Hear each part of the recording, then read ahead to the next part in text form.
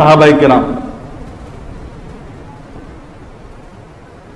রাসূল পাক সাল্লাল্লাহু আলাইহি ওয়াসাল্লামের সাথে থেকে যে যেই পেশায় ছিলেন, মুহাজিরিনরা সাধারণত ব্যবসা বাণিজ্য করতেন, দূর দেশ থেকে এই দেশে আসছেন, মদিনায় হিজরত করে আসছেন, এখানে ওনাদের বাড়িঘর নেই, ক্ষেত খামার নেই, তো ওনারা এসে এখানে ব্যবসা বাণিজ্য করেছেন, জীবিকা নির্বাহ করেছেন।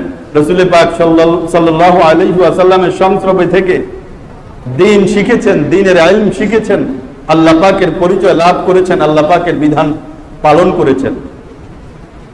আর স্থানীয় যেনারা ছিলেন আনসার, তারা মদিনার স্থানীয় লোক ছিলেন, তাদের ক্ষেত খামার ছিল, জমি জমা ছিল, ওনারা বাগ বাগিচা, ক্ষেত খামার, কৃষিকাজে ওনারা ব্যস্ত থাকতেন।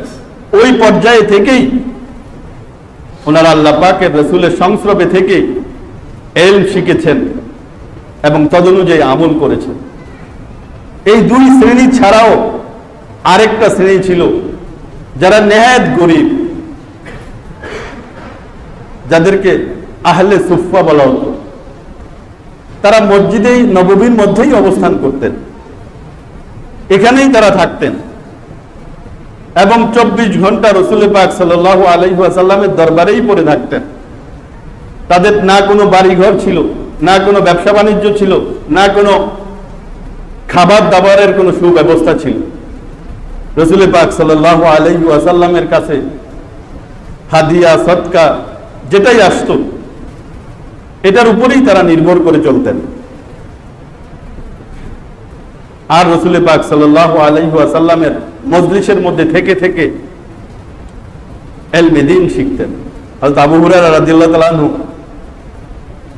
স্বয়ং নিজেই বর্ণনা করেন যে মানুষ বলে যে হযরত আবু হুরায়রা অনেক বেশি হাদিস বর্ণনা করেছেন। আবু হুরায়রা রাদিয়াল্লাহু তাআলা আনহু ইসলাম ধর্ম গ্রহণ করেছেন 7ম হিজরিতে। রাসূল পাক সাল্লাল্লাহু আলাইহি ওয়াসাল্লাম মক্কা থেকে হিজরত করে মদিনায় যাওয়ার পর যে 10 বছর ওখানে ছিলেন,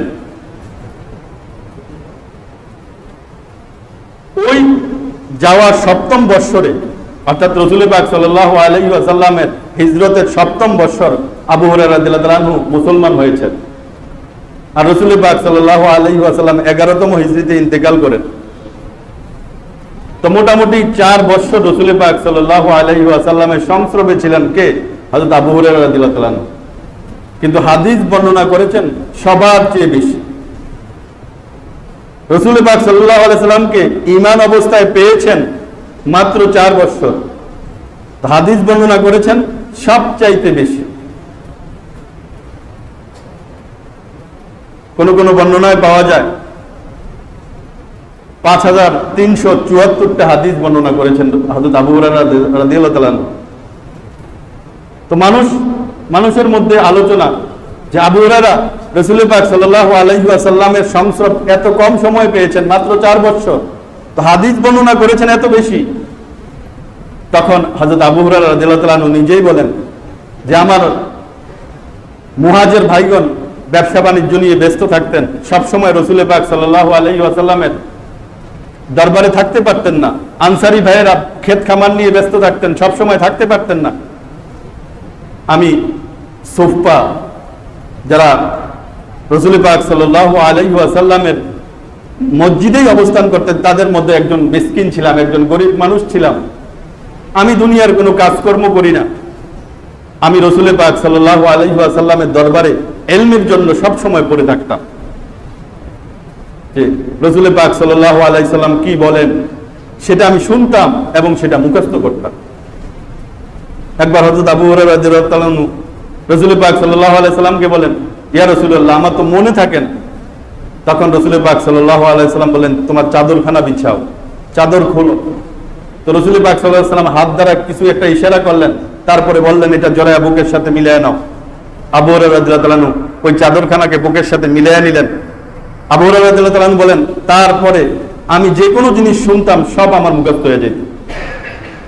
আবু হুরায়রা রাদিয়াল্লাহু তাআলা আনহু রাসূল পাক সাল্লাল্লাহু আলাইহি ওয়াসাল্লামের দরবারে থেকে 4 বছরে অনেক হাদিস মুখস্থ করেছেন এবং অনেক হাদিস শুনেছেন এবং তার থেকে বর্ণনাও পাওয়া যায় 5374টা। আবু হুরায়রা রাদিয়াল্লাহু তাআলা আনহু ইলমের জন্য এতটা মুজাহিদা করেছেন, এতটা কোরবানি করেছেন যে জগৎ বিখ্যাত মুহাদ্দিস হয়েছেন। সাহাবায়ে কেরাম থেকে সবচেয়ে বেশি হাদিস হযরত আবু হুরায়রা রাদিয়াল্লাহু তাআলা আনহুই বর্ণনা করেন।